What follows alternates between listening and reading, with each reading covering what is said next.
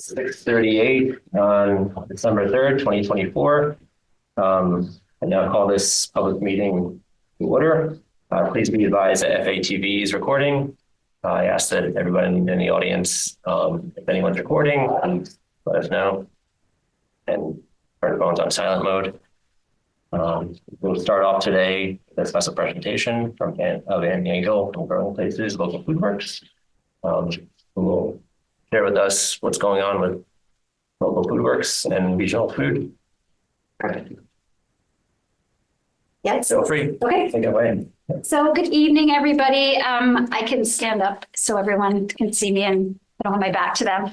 I'm Anne. I work at Growing Places. We're a nonprofit. We serve the 27 communities of North Central Massachusetts. With that, we focus heavily on the communities that have the greatest need around healthy food access and around food security and nutrition-related chronic diseases.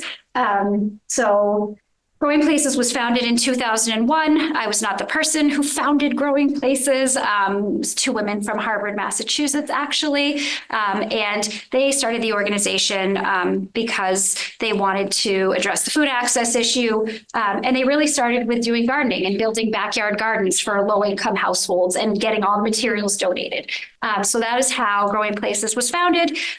Throughout its history, its mission has always focused on food access. And I am the fourth of the executive directors. It has always been female-led. I am very proud of that. And my background is I'm a registered dietitian, so I come at it from a healthy food access public health lens. And I have worked in Fitchburg, in North Central Massachusetts for almost my entire career. And I grew up in Hubbardston in North Central Massachusetts. So I'm quite familiar with our region.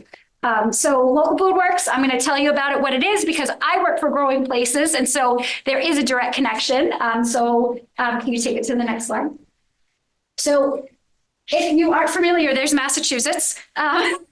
Massachusetts has many different communities in it, and those communities are highlighted by the colors there, and that is called the Food is Medicine map. It was published by Harvard Public Law in around 2020, I think. And what it does is it shows where nutrition-related chronic diseases and food insecurity is highest across the Commonwealth. They based it on food insecurity, burden of chronic disease. So those are nutrition-related chronic diseases. So it's diabetes, heart disease, obesity, certain types of cancer, and then a lack of accessible and reliable transportation. So that is the way that they identify where the access, food insecurity, nutrition-related chronic disease gaps are.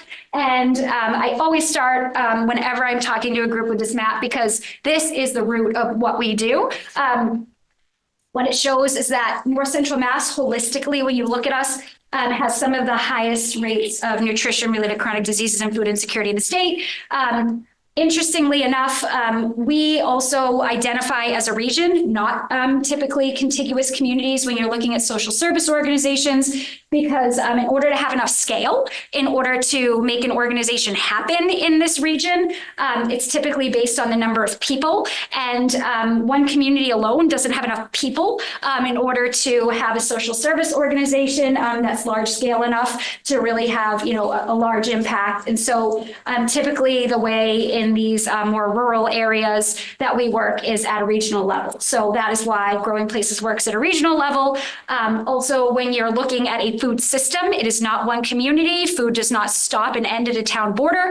We look at what's called a food shed, right, which is a large footprint where food typically travels. And again, we look at, where there are natural food sheds, and that is a region of North Central Massachusetts. So that is why we choose North Central Massachusetts, because most systems in our region work at a regional level. And so you can see we have a quite large region. It's 800 square miles.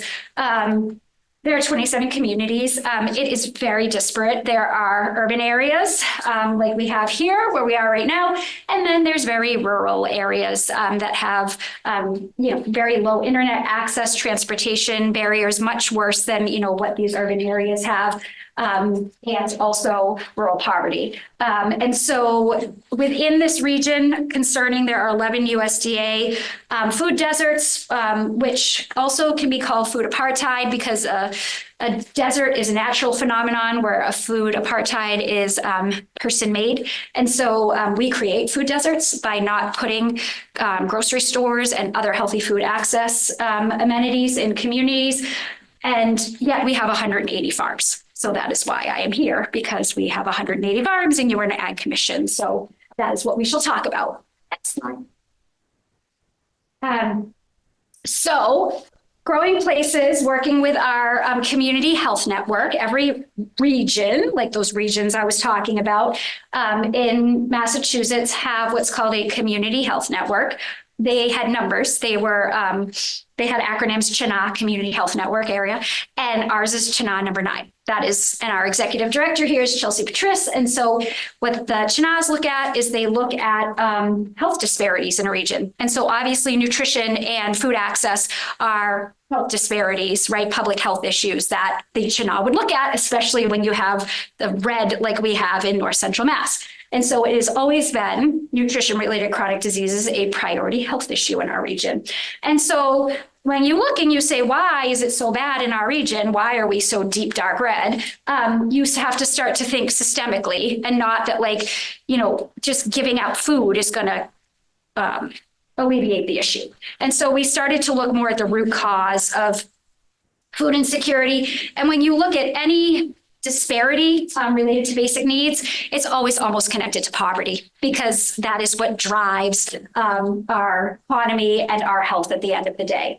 And so Growing Places and the CHNA did lots of research around best practices. And what we found is we have these 180 farms, we have 275,000 people, a lot of them are food insecure. We have these institutions and these restaurants, but we had no mid-tier, is what it's called, the middle part of the food supply chain, to connect it all together. Because if you have transportation issues in these rural communities and you have no car, you can't get to the farm like all the way around.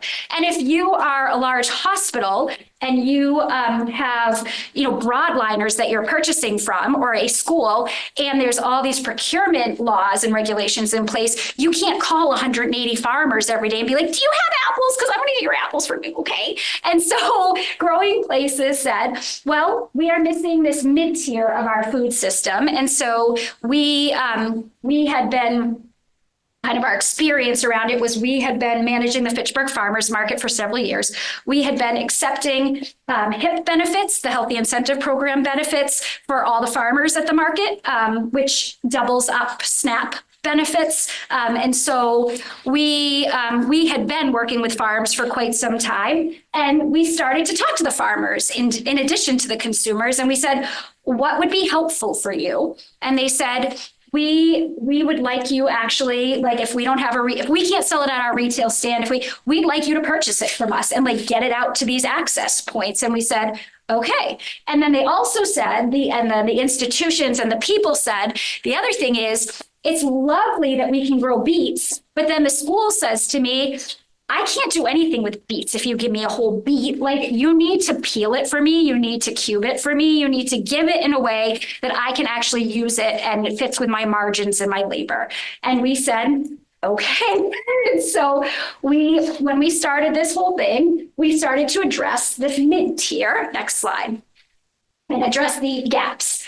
So the other kind of, I think, piece is, I said, this is related to poverty, and looking at, in addition to just increasing the amount of food that we're selling within our food system to help our farmers who have retail stands and channels already, we have nutrition benefits in the form of SNAP, but in Massachusetts, we have this Healthy Incentive Program. And so the Healthy Incentive Program, if you've never heard of it, what it does is it reimburses SNAP dollars when you purchase local produce. And that's what Growing Places had been doing at the farmers market. Is we were a certified HIP vendor, and we were accepting SNAP benefits from the farm for the farmers. So they would go to Farm A, they would purchase their lettuce and blueberries and kale and Brussels sprouts. They don't all come in season together, by the way, so you should know that.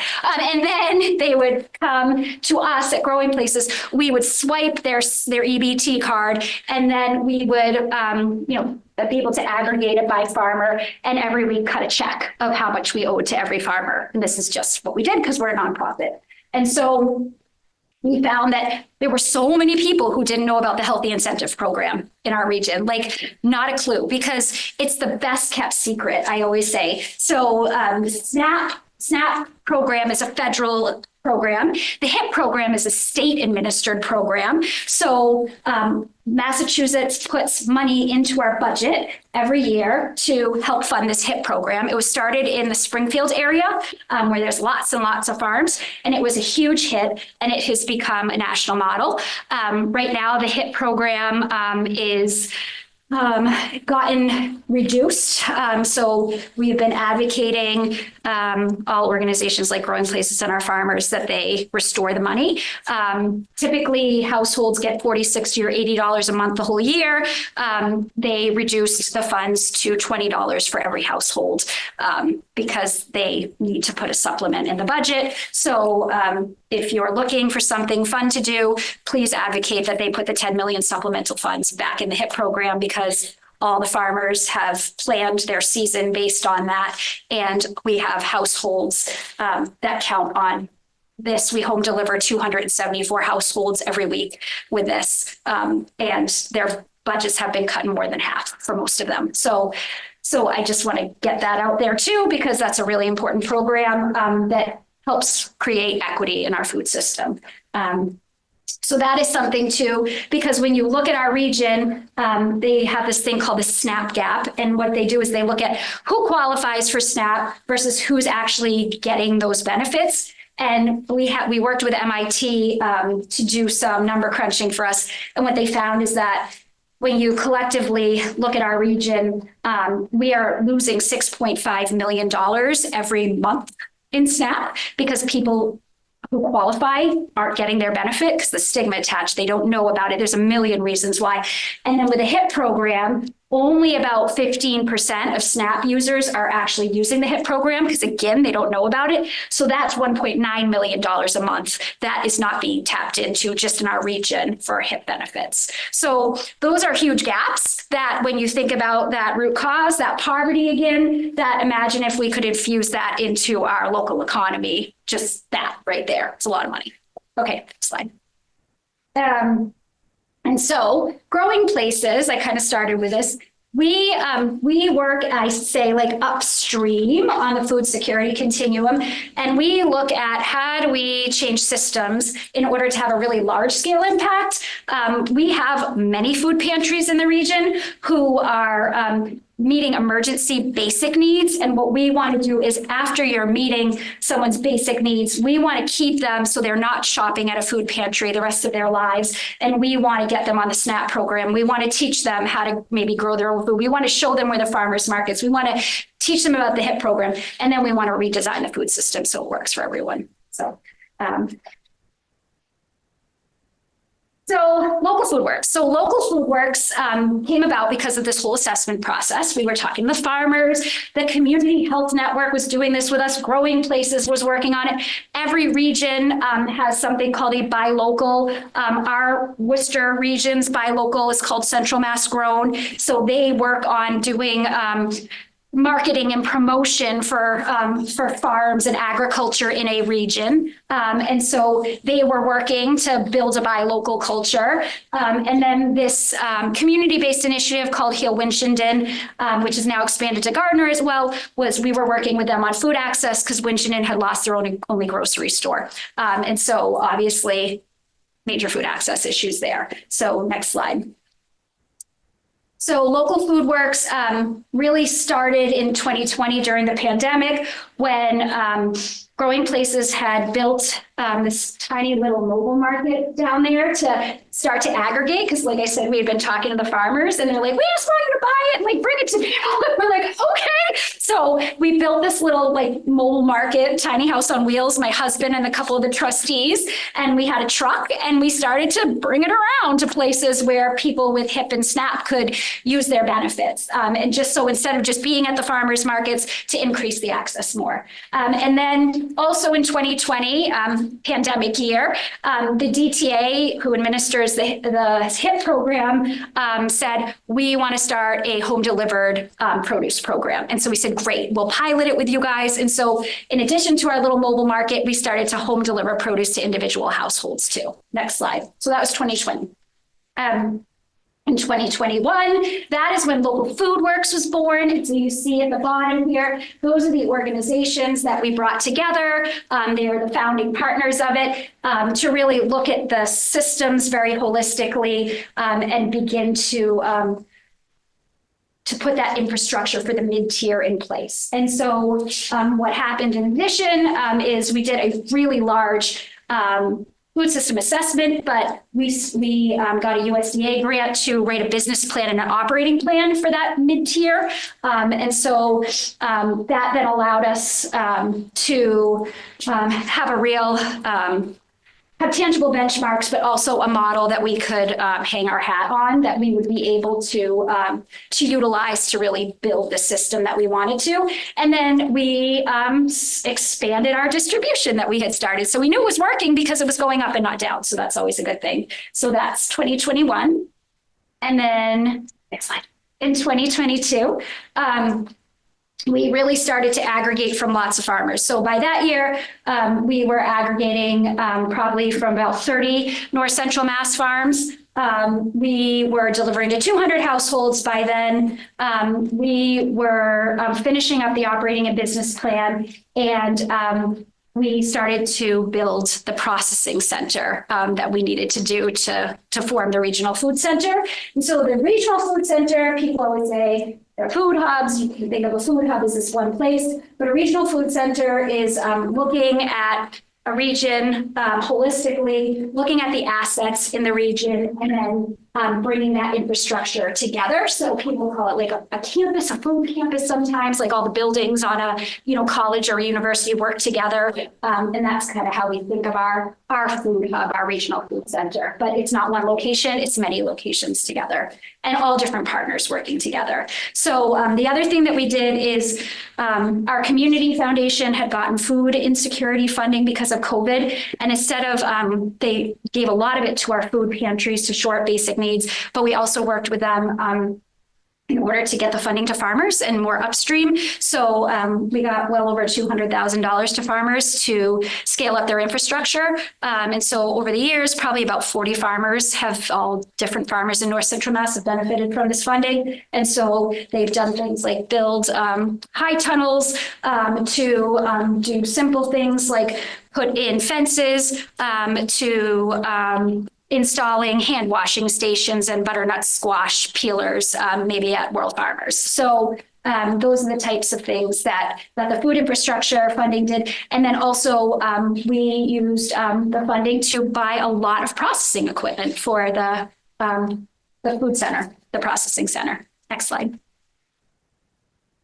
And so in 2023, last year, we really started to experiment with these recipes to make them HIP compliant, because in order for them to be HIP eligible, so we could process them, they can't have anything but local food in them. Like they can't have anything but local produce. So can you imagine making a marinara sauce with no olive oil? Because that's what we have to do. So, or can you imagine making salsa with no lime, right? So these are the types of fun projects that we have unveiled and embarked upon over the past year. And we have been kind of putting the finishing touches on the processing center, which is at a former elementary school in Gardner, and is just about ready to open. And then the other thing that we did is we launched a wholesale purchasing platform, because like I said, we were doing individual consumers, but it was time to start selling to schools and hospitals and colleges. And so we started Local Food Marketplace, and those are all live links, and you can go one day when you want to and check them out. But that was the other thing we did in 2023. Okay, next slide. We're almost done. Look, we're almost in 2024. The other thing that we did is we finalized our strategic plan in 2023 for Local Food Works. So we were really focused, and everybody was working towards the same things because we have about 150 different partners who work on Local Food Works. And so the goals, like high level focus on creating the partnership focused on our local food system, a diverse partnership, that we have systems in place to support our farmers and producers, so specific to our farmers and producers. The third one is the mid-tier, like I talked about, that we have this aggregation, distribution, and processing infrastructure to support our farmers, buyers, and consumers. And then last but not least is the equity and diversity and inclusion and justice piece around making sure that everything is values-based and it's not just based on a transactional model is really important to us. Okay, next slide.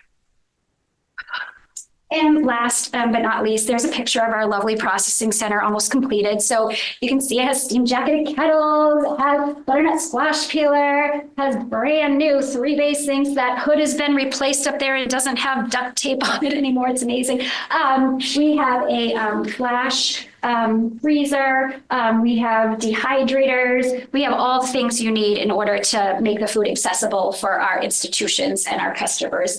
And so we are just about ready to launch it. And so if you want to go to the next slide, and we're up to like 300 home delivered households a week too, so we're scaling. So now we have a connected food system, woohoo! So now we're doing our thing. Now we're at the point where the infrastructure is, the model is there. So now it's about scaling it, right? Like that's the last piece. And then I just want to show you the impact because that's my favorite part always. So that's what it looks like at a regional level. You can go 2 slides up. One more. And then that was our purchasing in 2024. So we purchased $680,000 worth of produce, 237 pounds of produce. And from the Central Mass, you can see most of the lion's share was from North Central Mass that we purchased. We do not have a lot of growing infrastructure during the winter. That is basically why we're purchasing outside North Central Mass. And there's certain products that we're really not growing in the region, like a lot of berries, a lot of melons and things like that. So in order to make it so we really have a nice diverse variety, what we do is we always source from North Central Mass first, and then we go outside the region if we need to kind of fill the gaps. And so that's kind of what we did in 2024. And we're in this tiny little warehouse, and you should see how much we flew through that. Jill was there today. It's really tiny. That's a lot of produce to go through that tiny little space. So, and then last, I think, slide before just conversation. So farmers and partners, I think one of the biggest things for us is that, Growing Places started where we really focused on consumers and access, and we've really ended up where we focus equally on our farmers and our consumers. And one of the really important things is the food dollar, which is how much food goes to the farmer versus goes to all the middlemen. And so when we calculate 73 cents on the dollar goes to our farmers, and if you look at what a traditional United States food dollar is, some is like 18 cents, some's like 26 cents, but that's what the is for our farmers. And that, I think, is we have a lovely website that Jill is on our steering committee. She's our institutional representative. She was the Fitchburg Public Schools food service director for a long time. We won't date her. And she brings a wealth of knowledge. And so she sits in that seat on our steering committee. And she is on our partnership working group, and they have worked really hard on finally launching a website so people know what the heck we're doing and who we are. And so there's a little video on the landing page, and you can, see us all talking and see some of our farmers and our partners and our institutions, which I think is always good instead of just me. I put my contact info in case you want to ask any questions. And then the last slide is just, I am here because we are trying to grow a local food system and it makes sense to connect with our ag commissions. And I'm glad you asked me here. And I always think there's a ton of synergy. So. Thank you, Leanne. Thank you. That was terrific. Very good. Thank you. I have a question. Yes, ma'am. Can you touch upon the boxes that people can purchase for home delivery? Yes. I can talk. Yes. So we have two kind of consumer focused programs. One is our home delivered produce program. And for that one, we have, the reason I'm stalling is because people typically call them CSAs, consumer supported agriculture. But a CSA, what it really traditionally is that a farmer will grow lots of products and then whatever they have a glut of or leftover, they'll give because, or sell shares of, because they can count on those shares that were purchased at the beginning of the year and it's good income.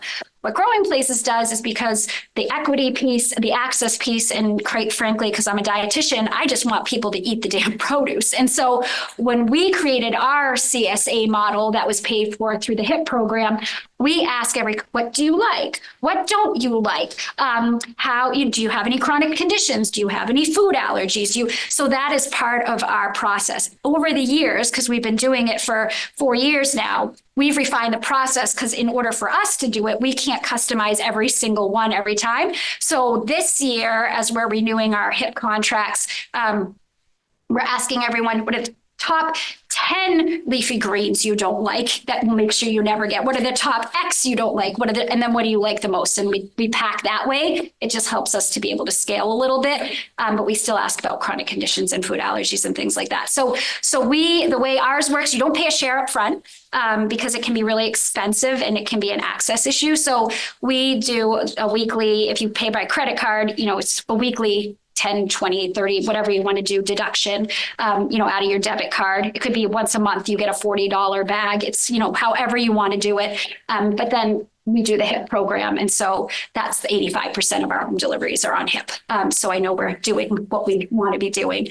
So anyone can sign up though, because every time we add another customer, it just helps our farmers. And also it really just helps with the economy of scale we're trying to create in order to make it happen. And the other program that we have is we have MDAR, Mass Department of Agricultural Resources grant, where it was part of the COVID funding, where we could write just to get a big chunk of funding to purchase produce, and we donate those boxes out where there are typically food insecure populations. So we'll work with food pantries. We will just take our mobile market out and give 10 boxes out at a time, just to get people so they eat different things, and they're worth $60. So they're like these big boxes of beautiful.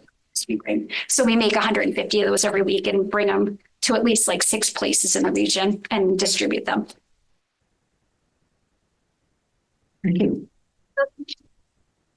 Question. Yeah, You said when you started out with community gardens way back in the day? way back. Okay, so that's no longer, No, so what we found, that was like an educational tool actually for some people. it's an educational tool. It's exactly what it is. And so what we found is, number one, we live in New England. So you can only do it for so many months of the year, right? And so when I came to Growing Places, they had started with individual backyard gardens way back, like getting the materials donated from Home Depot and then building these gardens for individual households. And then they kind of, as new executive directors, they put their spin on it, and so like our next executive director wanted to kind of scale it up. So she did more in like low income housing or schools or institutional gardens, like where there were more people.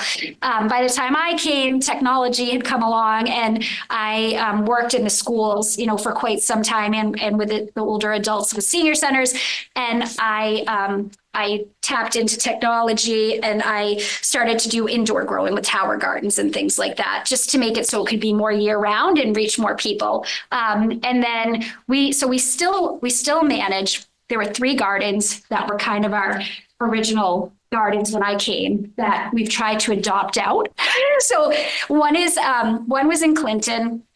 It was at a vacant lot, and I'm not joking. The owner sold and paved it. Joni Mitchell is like turning over. Like, it's hilarious. So we moved the whole garden to the Clinton COA. So they are running that garden and it's great. Like the Boy Scouts built all these new raisins. It's flourishing, actually. It's fantastic. So that's a huge success. The Fitchburg Sundial Garden, I actually started when I worked at Mock. I'm guilty for that, like at a totally different job. And that garden, we would love for someone to adopt.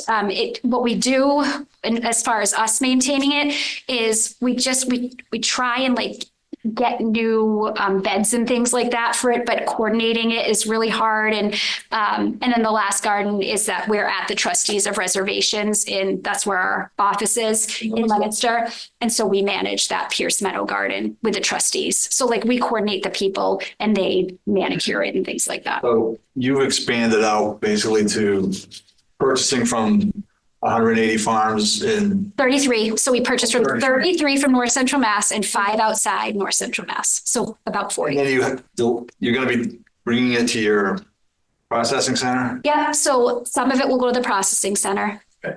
Where you just have everything cut and prepared for people that it's already ready for them to take. Yeah. So for example, I'm going to really like dumb this down a little bit, but when you're processing for an individual versus wholesale, it's completely different when you're doing an institution. So there's a lot of food safety, preventive controls that need to come into place. So we don't just like get carrots and like cut them up and like, here you go. Like there are protocols that have to be followed. There are regulations that have to be followed. So the way that we do it is very planned, that we meet with the institutions first. We find out exactly how that they would like it. So we don't just have like a whole bunch of carrot like coins sitting in the freezer somewhere. We talk to them. We find out what they want. We put it on our platform for them. But it's very planned and coordinated. When it's individuals, we've done a lot of research over the years, and it's based on seasonality. So we know that the reason we got a butternut squash peeler is because we know that people have a really difficult time getting butternut squash. And when you are in Massachusetts, you have butternut squash about 7 months of the year, to be honest. And so that is a mainstay during the winter. And so we needed to find a creative way to get people so they could use their HIP benefits all year long and not just have like, here's a butternut squash for 7 months. So for the individuals, now you're not giving, it's not free. no, because we purchased it from the farmers. No. I mean, you're not giving it to people for free. Okay. I mean, that would sound like a food pantry type of thing. Exactly. No, it's not. And I know it's not, you can't answer it. It's more probably the school department. You'd think that they would have their own prep at the school cafeterias to take, you just deliver it bulk and then they would know what to do with it instead of having you guys do all the work for them. Nope. So I worked in school nutrition for 4 years, and so it's federal funding that comes in. They are paid a per meal price that they have to make work. In order to make that price work, the margins are like so razor thin that they can't pay labor to do all that prep work to prep 300 pounds of diced sweet potatoes. Every school would need that equipment. Right? They would need a butternut squash peeler. So economically, it makes much more sense to have one in the region or 2 in the region that are doing it for all of the schools rather than every single school have one. So I was just thinking old school when I was a kid, right? Right, that's what They did everything in the cafeteria. You're trying to tell me that cafeterias were schools, they never peeled carrots and never peeled potatoes? Is that what you're trying to say? Like, Probably not now, they don't. no, but I'm just saying, but we used to do that in schools, right? So what do we get away from? Well, we're probably going, you're Yeah, a little not as old as me. So. If we want to have a The system, Healthy Hunger-Free Kids Act right now, which is the nutrition guidelines, which is at a federal level. And what we are doing is making it accessible at a local level. Yeah. is this saving taxpayers money? It's a saving You're taxpayers saying you're money. giving it to the school already prepared, so the school's not going out to buy it. Are they getting it at a better price or a higher price from you?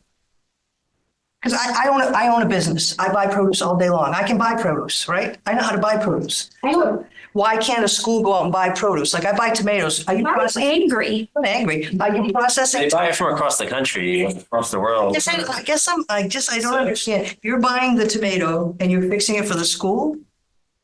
Fixing it? Can you be You're more saying you're specific? processing it. Are you peeling the tomato, dicing the tomato? It depends on what it is. What would you like us to make? I don't know that. You said you know. Tomato sauce? Yeah, what are you doing for the school? I guess Making you can buy tomato- tomato sauce, but you're trying to sell them tomatoes. I guess that's what I'm trying to get to. So I think you're like really dumbing down a process that is much more complex than what we have time to explain here right now. So I'd be happy to talk with you offline, and I would love for you to come Let me visit. just put it plain for you. I'll dumb it down for you. I can either sell tomato sauce or I can buy tomatoes. That's what I'm trying to ask you.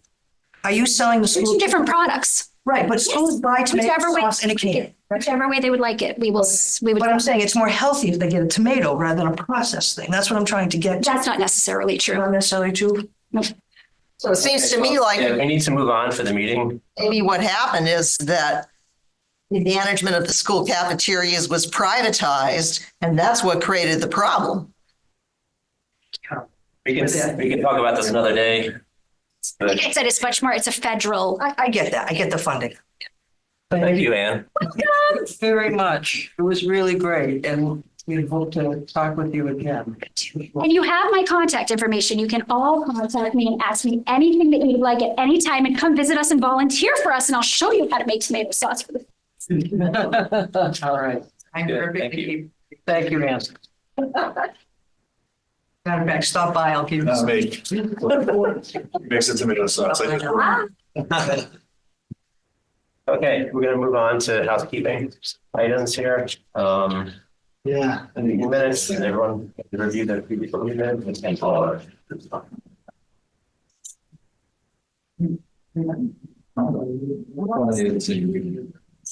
You guys still have a meeting, I can tell. Sorry. I won't bug you. Have a good night.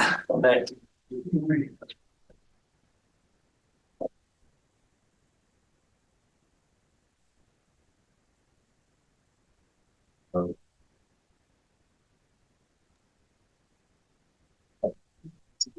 Rather than like.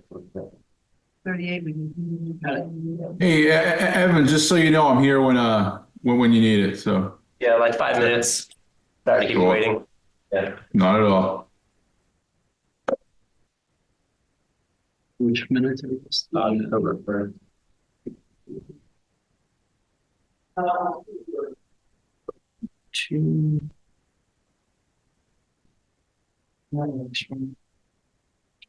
No, I haven't even entered on it.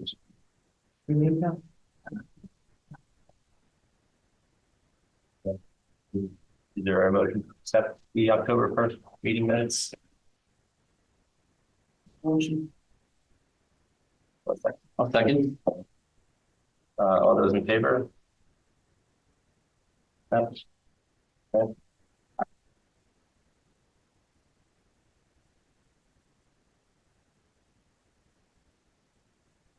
And then we have November 19th special meeting minutes.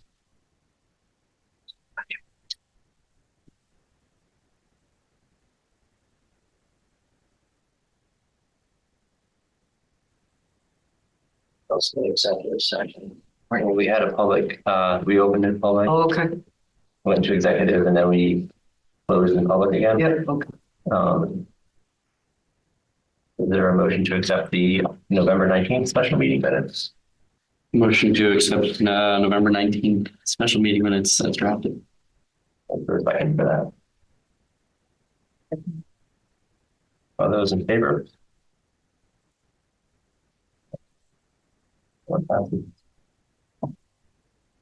And then last item for our public meeting is the 2025 meeting schedule.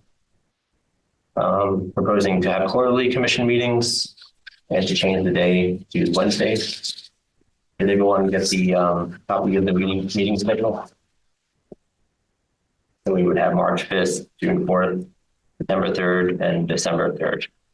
All in the North Meeting Room, except for September 3rd, where there was a scheduling overlap. So that would be in the West Meeting Room. All 6:30. Motion to accept proposed 2025 meeting calendar. All those in favor? Unanimous.